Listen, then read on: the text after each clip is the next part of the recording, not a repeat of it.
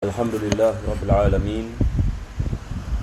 Wassalatu wassalamu ala asyrafil anbiya'i wal mursalin Sayyidina Muhammadin wa ala alihi wa sahbihi ajma'in. Alhamdulillah, pertama dan utama sekali kita memanjatkan kesyukuran kita kepada Allah Subhanahu wa taala dapat kita meneruskan pengajian dalam kitab Minhajul Talibin. Dan kita berdoa mudah-mudahan Allah menjadikan pengajian ini sebab pengampunan bagi segala dosa, dan Allah mengkabulkan segala hajat dan menyelamatkan kita daripada segala bala, daripada segala wabak, daripada segala penyakit dan musibah di dunia dan akhirat. Dan mudah-mudahan Allah membukakan bagi kita pintu kefahaman dalam agama, dapat kita mengamalkannya dan menyampaikan kepada yang lain, dan mudah Allah memberikan kepada kita husnul khatimah, amin ya rabbal alamin. Maka pada pengajian kita yang lepas, kita sedang membicarakan tentang rukun yang keempat, iaitu bacaan bagi suratul Fatihah. Dan kita membicarakan berkenaan dengan kalau sekiranya seseorang itu dia tidak ada kemampuan untuk membaca Fatihah, maka dia boleh menggantikannya dengan ayat-ayat yang lain. Kita membicarakan tentang ayat-ayat mutafarriqah dengan ayat-ayat mutawaliyah. Dan ini khilaf, ini ulama ini berkenaan dengan perkara tersebut.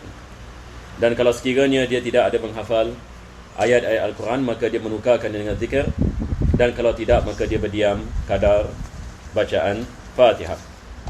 Dan berkenaan dengan membaca surah, disunatkan kita membaca surah pada rakaat yang pertama dengan rakaat ini yang kedua. Tidak disunatkan kita membaca pada rakaat yang ketiga dan rakaat yang keempat.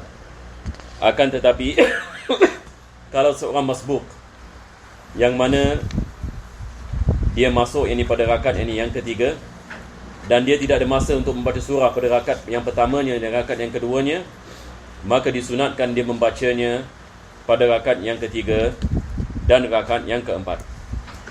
Ini adalah daripada perkara yang akhir yang kita membicarakan pada pengajian kita yang lepas.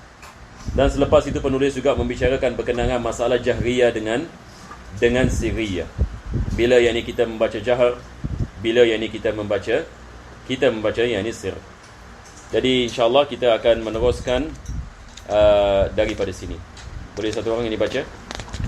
Bismillahirrahmanirrahim. Alhamdulillahi rabbil alamin wa bihi nasta'in ala umuri dunya waddin, wa sallallahu wa sallama ala sayyidina Muhammadin wa ala alihi wa sahbihi ajma'in. Qala syekhul mu'allif wa adamallahu nafa'a bihi wa bikum fid darain, amin. Radiyallahu anhu qala radiyallahu anhu qultu fa in sabaqa bihi ma qara'aha fihi ma 'ala an-nass wallahu a'lam. ولا سورة للمأموم بل يستمع فإن بعد أو كانت سرية قرأها في الأصح. ويسن للصبح والظهر طوال المفصل، وللعصر والعشاء أوساطه، وللمغرب قصاره، ولصبح الجمعة في الأولى ألف لام تنزيل، وفي الثانية هل أتى. Penulis ini mengatakan wala surata lil ma'mum bal yastami'u. Ini kalau sekiranya salat ini jahriyah, maka tidak disunatkan bagi makmum membaca surah, sebab yakni disunatkan ke atasnya untuk mendengar bacaan imam. Akan tetapi fa in ba'uda, kalau sekiranya makmum jauh daripada imam dan dia tidak mendengar bacaan yakni imam, ataupun salat ini sirriyah, maka disunatkan bagi makmum membaca surah.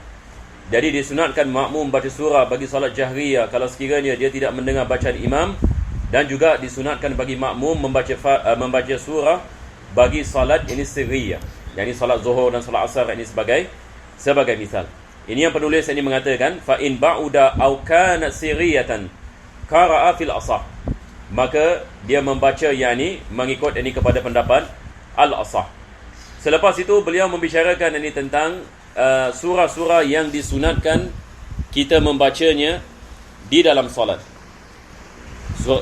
Surah-surah yang disunatkan kita membaca di dalam solat. Maka surah ini yang dibaca dalam solat terbagi kepada 3 bahagian. Kita ada apa yang dikenali sebagai tiwalul mufassal, dan kita ada awsat, dan kita ada kisar. Kita ada tiwal, kita ada awsat, dan kita ada kisar.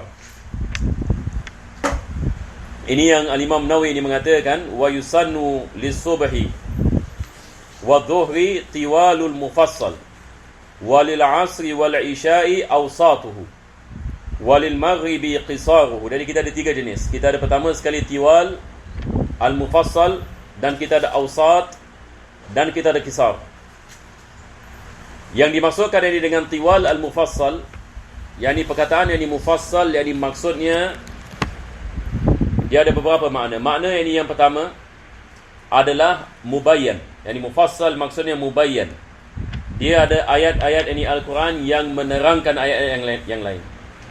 Ayat-ayat Al-Quran yang menerangkan ayat-ayat yang lain. Makna yang kedua adalah dia ditafsilkan dengan basmalah. Yani disebabkan surah-surah ini tak terlalu panjang, maka banyak yang ditafsirkan dengan yakni basmalah. Maka ia dikenali yakni sebagai al-mufassal. Jadi surah-surah yang mufassal mengikut yakni pendapat yang dipilih. Ini yang seperti mana saya hantar dalam WhatsApp group. Mengikut yakni pendapat yang dipilih. Kita ada 2 qaul. Yakni bilakah permulaan tiwal mufassal? Ada khilaf, sebenarnya 10 qaul. Bila yakni mulanya tiwal mufassal. Tetapi 2 qaul ini yakni yang masyhur. Ini yang saya hantar. 2 qaul ini adalah yakni yang masyhur. Dan qaul yang dipilih tiwal mufassal bermula daripada surah Al-Hujurat. Tiwal mufassal yang bermula daripada surah Al-Hujurat sampai yang juz amma. Yang ini tidak termasuk surah An-Naba. Tidak termasuk ini surah An-Naba. Jadi di antara surah An-Naba dengan permulaan yang surah yang Hujurat, ini yang dimaksudkan dengan tiwal yang mufassal. Boleh insya-Allah. Ini seperti mana antum lihat dalam jadual minal hujurat ila amma. Dan berkenaan dengan awsat, dia adalah daripada surah Amma Yatasaalun, yakni suratun Naba, sampai surah Ad-Duha. Tak termasuk yakni duha. Tidak termasuk surah duha. Ini kita panggil yakni awsat. Ini adalah awsat. Awsat ini maksudnya pertengahan. Yani dia tidak terlalu panjang dan dia juga tidak terlalu pendek. Manakala qisar adalah surah Duha sampai suratun Nas. Ini yang dimaksudkan dengan al-qisar. Jadi ini adalah qaul yang pertama. Dan ini yang biasa yang kita membicarakan dalam kitab Muqaddimah Hadramiyah, dalam yakni kita fikir yang lain. Bila biasanya bila kita belajar misalan, biasanya pendapat ini yang akan dikedepankan. Jarang ini kita dengar pendapat yang kedua. Pendapat ini yang kedua, seperti mana kita lihat dalam jadual, dia mengatakan tiwaluhu suratul Qaf dengan mursalat. Yani apa saja surah yang panjangnya seperti suratul Qaf, dia ada tiwal. Jadi pendapat yang kedua, dia menjadi kayu ukuran ini suratul Qaf. Suratul Qaf dengan surah Al-Mursalat. Jadi dia tidak menghadkan mana-mana yang di surah yang panjangnya seperti suratul Qaf dengan surah Al-Mursalat, ini dikirakan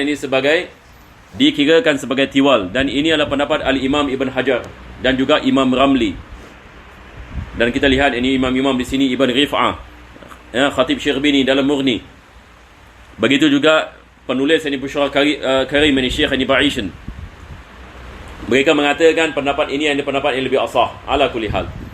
Manakala yang pendapat yang pertama disebutkan Imam Nawawi dalam Daqaiqul Minhaj. Pendapat pertama tadi kita mengatakan Al-Hujurat, disebutkan oleh Imam Nawawi dalam Daqaiqul Minhaj. Ini Daqaiqul Minhaj ini, dia adalah kitab yang ditulis oleh Imam Nawawi setelah dia habis kitab Minhaj. Yani Al-Imam Nawawi setelah dia habis ini kitab Minhaj, dia tulis kitab Daqaiqul Minhaj untuk menerangkan ada beberapa perkara yang terlepas, yang tidak disebut ini di dalam ini kitab Minhaj. Begitu juga Syekh Zakaria Al-Ansari, pendapat dari Syekh Zakaria dalam syarah Manhaj. Yani Manhaj ini adalah mukhtasar ini bagi kitab ini Minhaj. Dan begitu juga Al-Imam Mahalli dalam Kanzur Raribin, dan Syihab ini Ar-Ramli dalam syarah ini Zubad, dan juga Al-Imam Ar-Ramli dalam syarah ini Nazam Al-Bahjah. Jadi tiwal tadi kita mengatakan apa-apa yang sama dengan suratul Qaf dengan mursalat panjangnya. Manakala awsat, surah yang panjangnya seperti suratul Jumu'ah. Panjangnya seperti surah Al-Jumu'ah. Manakala kisar adalah surah-surah yang pendek seperti suratul Ikhlas. Jadi ini adalah sikit lebih kurang perbezaan di antara dua qaul yang masyhur. Jadi qaul yang pertama yang biasa diamalkan. Jadi di sini penulis beliau mengatakan, Al-Imam Nawawi, kalau kita lihat kepada Imam Nawawi, maksudnya di sini adalah pendapat yang pertama. Betul ke tidak? Dalam Minhaj, Imam Nawawi dia tidak menerangkan apa itu tiwal mufassal, apa itu awsat, apa itu kisar. Tetapi yang dimaksudkan oleh Imam Nawawi adalah tiwal di sini adalah daripada suratul Hujurat sampai surah An-Naba. Jadi beliau mengatakan wa yusannu lis-subhi wa dhuhri. Jadi bagi solat subuh dengan solat zuhur disunatkan kita membaca dalam solat tiwal al-mufassal. Membaca tiwal al-mufassal. Dan bagi solat asar dan solat isya adalah awsat. Daripada amma yatasaalun sampai surah Duha, walil maghribi khisaruhu. Jadi solat maghrib maka disunatkan kita mendatangkan surah daripada Wadduha sampai An-Nas. Sebab maghrib dia adalah solat yang ringkas. Tidak disunatkan kita memanjangkan solat maghrib sebab kita ada khilaf berkenaan dengan bila habisnya waktu maghrib. Maka itu sebab ulama kita mereka membicarakan solat maghrib sentiasa dilaksanakan dengan ringkas. Maka tidak disunatkan kita menjadi imam dan kita membawa surah yang panjang dalam solat maghrib. Ini tidak kena kepada tempatnya. Walil maghribi kisaruhu walil subhi al-jumu'ah. Berkenaan dengan solat subuh pada hari Jumaat, warid daripada Nabi SAW adalah membaca Alif Lam Mim Tanzil, surah Sajdah pada rakaat yang pertama, dan Hal Ata 'alal Insan pada rakaat yang kedua. Maka ini adalah daripada amalan Nabi SAW. Jadi insya-Allah kita semua cuba mengamalkannya. Tiap-tiap subuh maka kita mendatangkan sunnah ini, Alif Lam Mim Tanzil dengan Hal Ata 'alal Insan. Ini yang disunatkan. Jadi berkenaan dengan surah-surah yang warid, kita tidak mengambil iktibar sama ada makmum mahsurun ke bukan mahsurun. Ulama kita bila berkenaan dengan bacaan surah ini, daripada syaratnya kalau imam nak membaca surah yang panjang misalnya dalam salat, tidak dibolehkan bagi imam membaca surah yang panjang kalau sekiranya jamaahnya bukan jamaah mahsurin. Apa maksudnya jamaah mahsurin? Al-Imam Zarkashi sebagai misal, beliau mengatakan yang dimaksudkan dengan jamaah mahsurin adalah jamaah yang biasa menjadi makmum kepada imam ini. Sebagai misal, kalau satu orang di madrasah dan jamaah yang melakukan solat semua pelajar-pelajar misalnya, tak ada orang luar. Ini adalah misal jamaah mahsurin. Tetapi kalau sekiranya jamaah misalnya bercampur dengan orang luar dan kita tidak kenal jamaah yang melakukan solat kesemuanya, maka ini adalah jamaah yang bukan mahsurin. Jadi kalau jamaah yang bukan mahsurin, tidak dibolehkan bagi imam untuk memanjangkan bacaan, melainkan kalau bacaan itu warid. Jadi misalnya pada pagi hari Jumaat. Pagi hari Jumaat rakaat yang pertama Alif Lam Mim Tanzil. Rakaat yang kedua Al-Insan. Maka ini tidak ada masalah. Tidak ada masalah kalau sekiranya jamaah bukan jamaah mahsurin. Kalau sekiranya warid. Sama juga berkenaan dengan solat Jumaat. Solat Jumaat rakaat yang pertama Al-A'la dan Ghashiyah ataupun Al-Jumu'ah dengan Munafikun, maka ini tidak ada masalah. Kita tidak mengambil iktibar sama ada jamaah mahsurin ke bukan mahsurin. Tetapi selain daripada warid, ini baru kita mengambil iktibar sama ada mahsurin ke bukan mahsurin. Jadi sekarang kalau jamaah bukan mahsurin, bagaimana imam nak menjadikan dia mahsurin? Caranya adalah dengan imam melakukan i'lan. Imam ini melakukan i'lan. Syekh Ibn Hajar mengatakan cukup berdiamnya jamaah. Ini maksudnya kalau imam mengatakan insya-Allah jemaah sekalian, pada solat ini kita rakaat ini yang pertama kita akan membaca surah Al-Kahf. Rakaat yang kedua kita akan baca surah Maryam sebagai misal. Dan semua ini jamaah diam. Syekh Ibn Hajar mengatakan diam ini sudah mencukupi. Tetapi berbeza dengan yakni ulama ini yang lain, mereka mengatakan diam ini tidak yakni mencukupi. Mesti yakni keizinan yakni dengan memberikan yakni suara. Sebab ini kita ada kaedah yang mengatakan la yunsabu lisakiti qaul. La yunsabu yakni lisakiti qaul. Jadi ulama kita ini khilaf ini berkenaan dengan satu orang kalau diam. Kalau dia apabila ditanya sesuatu dia diam, adakah dia setuju ke tidak setuju? Ada kaedah ini mengatakan ini kita tidak ada apa-apa hukum. Selagi mana yang ini dia tidak berbicara. Tetapi di sini yakni sebagian ulama kita mengatakan diam mereka sudah mencukupi, sebab diam juga alamatul ridha. Yakni mereka redha yakni atas perkara tersebut. Kalau sekiranya mereka tidak meredai, tentu sekali mereka akan mengatakan. Perkara yang kedua, dan mereka boleh niat mufaraqah. Kalau sekiranya solat itu yang terlalu panjang. Sebahagian yang ulama yang lain mengatakan tak cukup dengan kita meminta izin.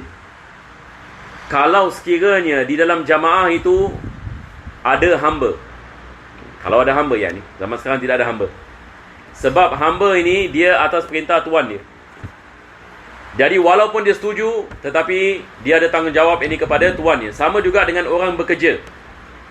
Kalau orang ini bekerja, yang ini misalan majikannya memerlukannya untuk dia melakukan solat dengan ringkas, ini misalan dia ada perjanjian dengan majikannya yang dia nak kena kembali kepada kerja pada waktu-waktu sedemikian, maka ini kita mengatakan jamaah mahsurin.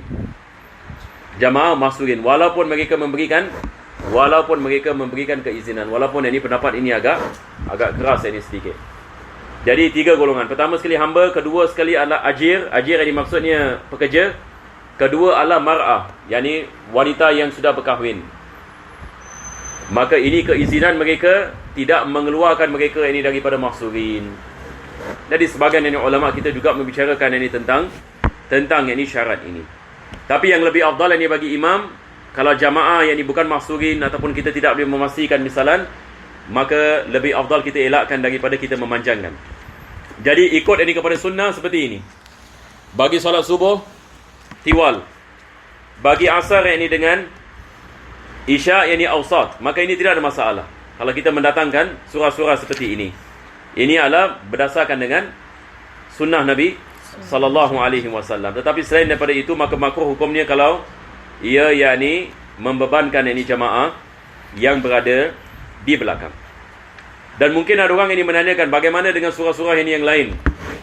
Adakah yang ini maksudnya kita dalam solat kita hanya baca surah-surah ini sahaja? Surah-surah ini yang lain boleh kita mendatangkannya dalam solat sunat.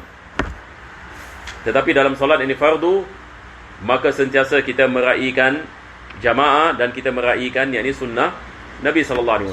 Tetapi berkenaan dengan solat sunat, maka ini adalah masanya kita boleh membaca daripada surah-surah yang lain. Yani kita boleh baca daripada surah Al-Baqarah misalan, kita boleh baca daripada surah Ali Imran. Biasa ni hatta kita boleh baca dengan kita buka Al-Quranul Karim. Kita boleh baca dalam solat sunat. Seterusnya penulis boleh baca Al-Khamis.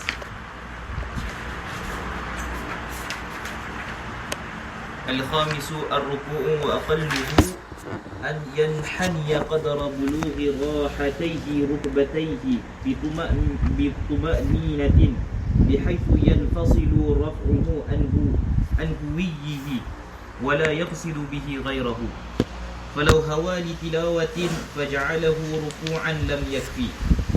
وأكمله تسوية ظهره وعنقه ونصب ساقيه وأخذ ركبتيه بيديه وتفرقه أصابعه لقبلة، ويكبر في ابتداء هويه ويرفع يديه كإحرامه ويقول سبحان ربي العظيم ثلاثا.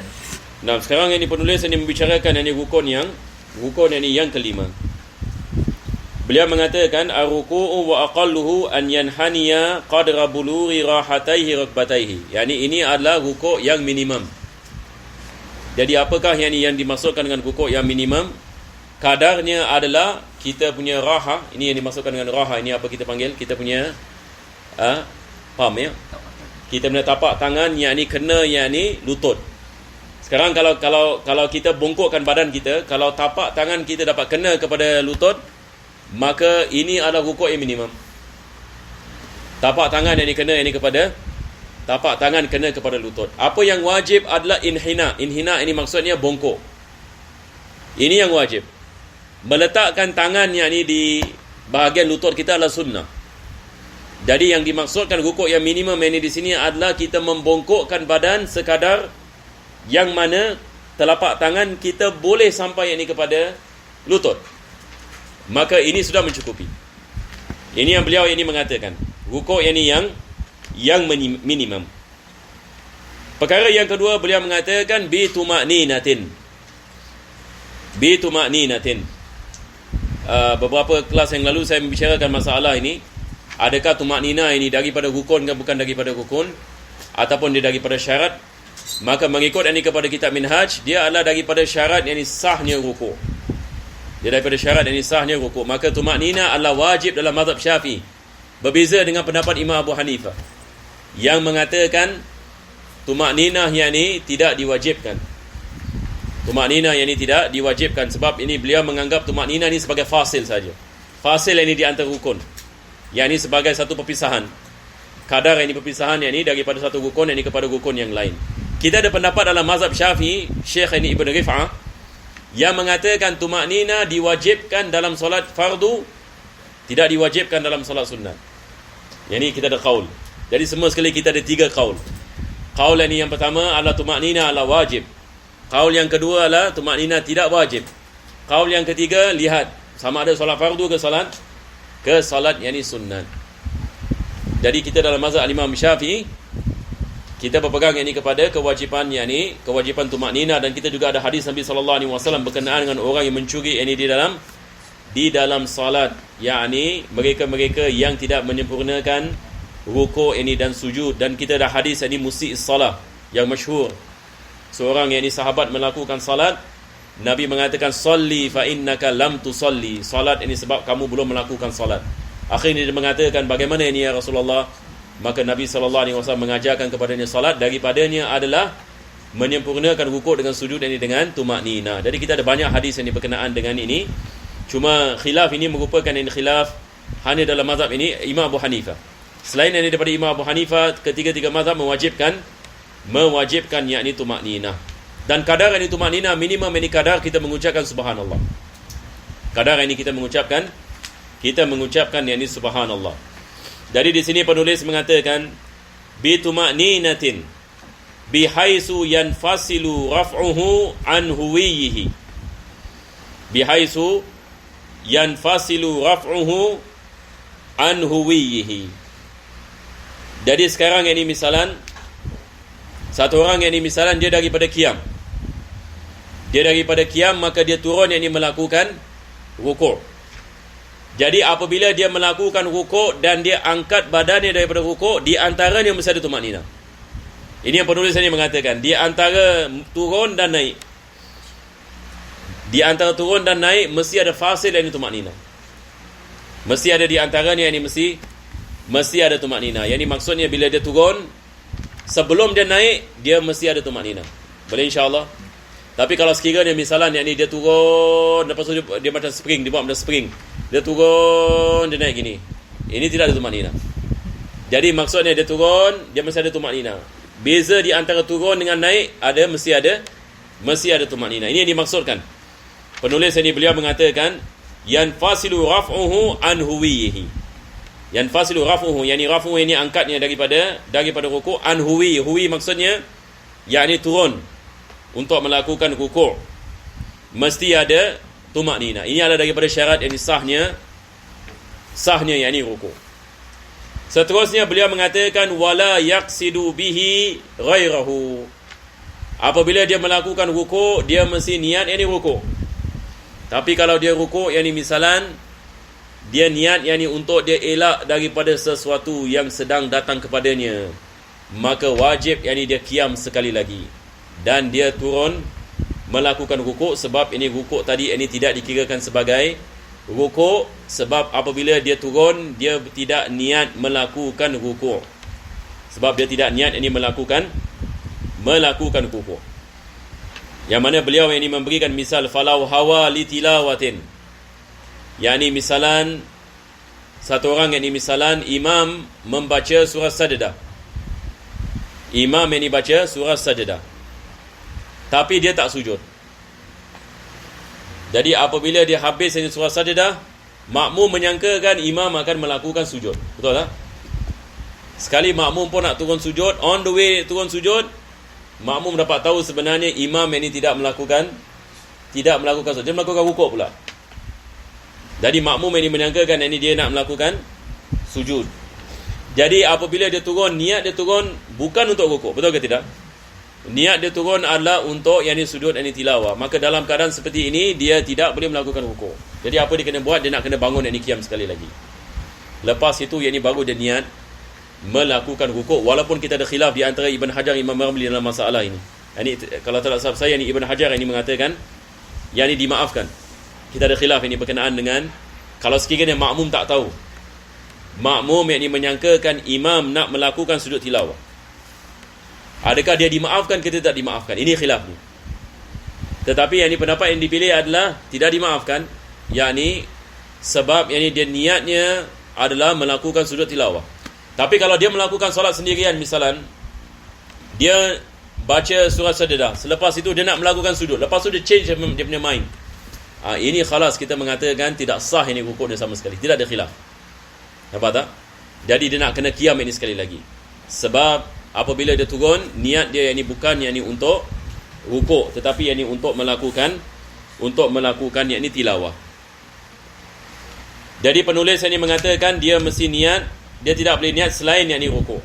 Sama juga yang ini kalau dia niat ada bola nak datang kat dia, misalnya nak elak daripada bola, ataupun wallahu alam ini apa saja yang ini berlaku misalan, maka diwajibkan yang ini dia qiyam ini kembali dan melakukan rukuk dengan niat melakukan rukuk. Selepas itu ini penulis ini mengatakan falau hawa li tilawatin faja'alahu ruku'an lam yakfi. Ini seperti mana kita mengatakan. Boleh faham insya-Allah? Sekarang ini dia nak melakukan sujud tilawah, tapi selepas itu dia melakukan rukuk, maka ini tidak mencukupi. Wa akmaluhu. Selepas itu beliau membicarakan yang ini tentang rukuk yang sempurna. Yang ini rukuk yang digalakkan, yang sempurna, yang ini mengikut yang ini kepada sunnah, adalah taswiyatu zahrihi. Yang ini sekarang ini bila kita misalan kita nak melakukan rukuk, kita membongkokkan badan kita, maka kita pastikan yang ini badan kita ini parallel to the ground. Taswiyatu zahr. Zahr ini kita punya badan belakang. Jadi dia parallel. Dia parallel yang itu parallel yang to the ground. Jadi tidak disunatkan misalan kita setakat yang ini tangan yang ini sampai yang ini kepada lutut. Mungkin tangan kita boleh sampai yang ini kepada lutut, tapi badan kita tak parallel. Betul ke tidak? Badan kita yang ini macam apa? Badan kita yang ini ke atas misalan. Dan tidak disunatkan kita rukuk badan yang ini ke bawah sangat. Macam yang ini nak bikin stretching. Ini juga yang ini tidak yang ini disunatkan. Maka sunnahnya adalah kita memastikan badan kita parallel, straight. Ini yang penulis ini mengatakan taswiyatu zahrihi wa unuqihi. Al-unuq ini adalah apa? Kita punya tengkuk. Jadi tengkuk kita juga straight dengan badan kita. Tidak disunatkan tengkuk yang ini ke atas begini dan ke bawah begini. Jadi dia mesti ikut yang ini paras yang ini badan. Boleh insya-Allah. Ini seperti mana hatta dalam kitab Muqaddimah Hadramiyah juga kita ada belajar perkara ini. Selepas itu wa nasbu saqaihi. Wa nasbu saqaihi. Yakni saqai ini adalah kita punya betis. Dan kita punya apa ini? Saq di sini ya. Yakni maksudnya di sini tidak disunatkan kita membengkokkan kaki. Yakni apabila kita melakukan rukuk, disunatkan kita tegakkan yakni kita punya kaki. Disunatkan yakni kita tegakkan kita punya kaki. Kadang-kadang kita lihat ini ada jemaah misalnya dia melakukan rukuk, nampak tak? Dia bengkokkan kaki dia. Dia tidak tegakkan kaki dia. Yang ajibnya kadang-kadang kita lihat ada orang dia pegang yang ini dia punya shin. Dia bila melakukan rukuk, masya-Allah, dia melakukan rukuk ke bawah, dia pegang di mesin. Selepas itu kakinya bengkok. Ini adalah perkara yang salah. Ini tidak berdasarkan dengan apa yang disunatkan. Tapi apa yang disunatkan adalah kita menegakkan kaki dan disunatkan kita membuka jari, betul ke tidak? Bila kita pegang lutut, disunatkan kita memegang lutut dan kita membuka jari, bukan menutup jari. Tidak disunatkan kita memegang kita punya betis ke ataupun kita punya shin dan sebagainya. Disunatkan kita pegang rukbah, iaitu kita punya lutut. Jadi tangan kita juga disunatkan kita meletakkan di tempat yang betul. Maka bagi lelaki disunatkan kita buka. Kita buka kita punya siku. Bagi wanita disunatkan dia menutup. Jadi penulis ini mengatakan wa akhdhu rukbatayhi biyadayhi. Jadi tangan yang kita letak di rukbah dengan kita membuka jari. Wa tafriqatu asabi'ihi. Ini seperti mana kita mengatakan. Tafriqatu asabi' ini maksudnya buka jari. Berbeza dengan sujud. Sujud ini dham. Tapi rukuk adalah tafriqah. Kita membuka jari kita dan menghadapkannya kepada kiblat. Ini yang beliau mengatakan wa tafriqatu asabi'ihi lil qiblati. Ini tidak ada masalah, senang nak faham. Selepas itu beliau mengatakan wa yukabbiru fi ibtida'i huwihi. Sekarang bila kita nak mula takbir, sekarang kita daripada qiyam, misalnya kita dah habis Fatihah, kita dah baca surah. Jadi apabila kita nak turun untuk huwi di sini maksudnya kita daripada qiyam kita nak turun. Jadi ibtida'u huwi. Apabila kita baru nak turun, sekarang masanya kita mengucapkan takbir Allahu Akbar. Jadi kita stretch takbir sampai kita sampai kepada rukuk. Maka disunatkan kita stretch takbir. Boleh faham apa maksud di stretch takbir? Sebab kita dalam salat ini tidak disunatkan kita berdiam di dalam salat. Jadi apabila kita gerak daripada satu rukun fi'li kepada rukun fi'li, disunatkan kita memanjangkan takbir supaya kita tidak melepaskan waktu yang tidak ada zikrullah.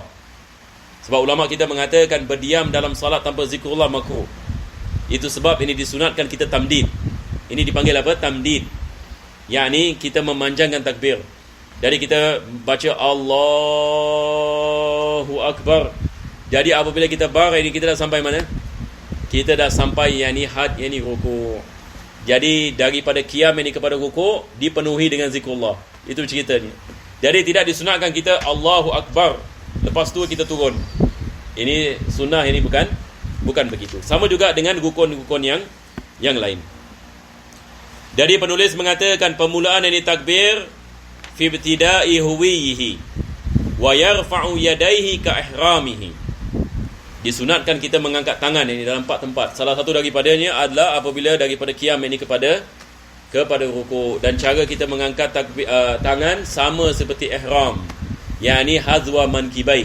Dulu kita pernah membicarakan hadis Nabi SAW. Hadis Abdullah bin Umar.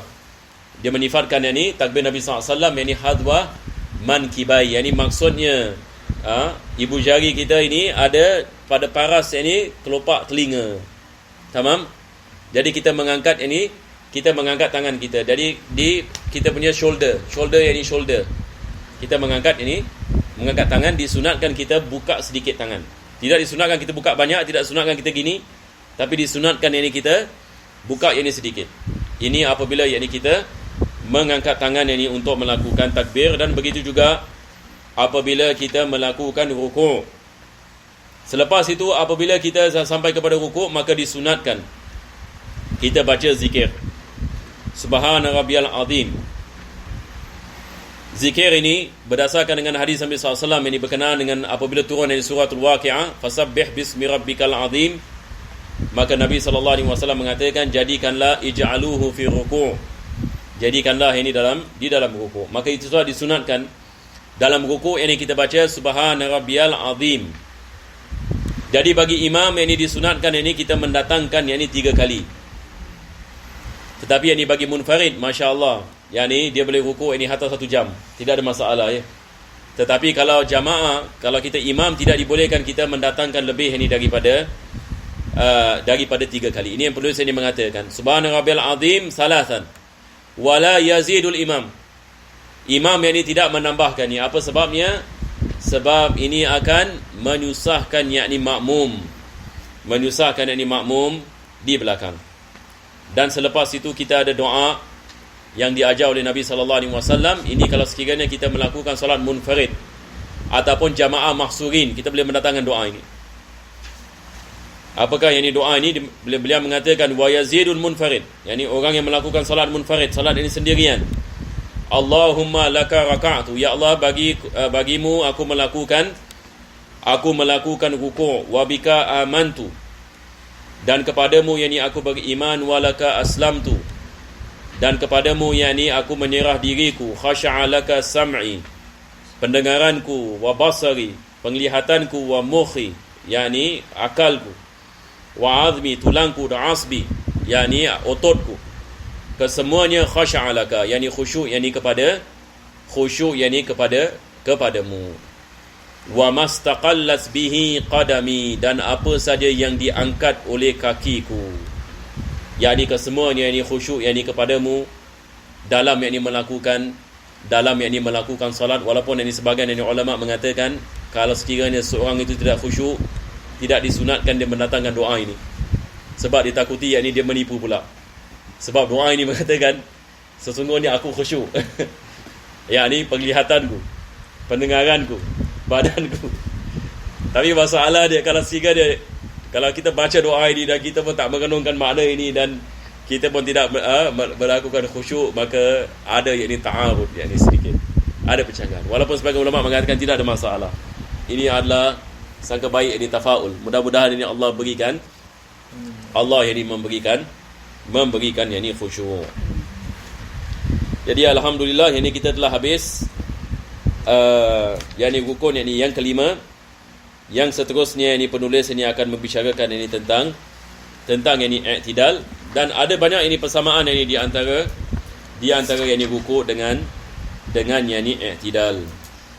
Jadi insya-Allah pada hari ini kita berhenti ini di sini dan kita akan meneruskan insya-Allah ini pada pengajian ini yang akan datang. Bismillahirrahmanirrahim. Alhamdulillahirabbil alamin. Allahumma shalli wa sallim ala sayyidina Muhammad wa ala ali sayyidina Muhammad. Rabbana atina fid dunya hasanah wa fil akhirati hasanah wa qina adzabannar. Sallallahu ala sayyidina Muhammadin wa ala alihi wa sahbihi wa sallam. Walhamdulillahirabbil alamin.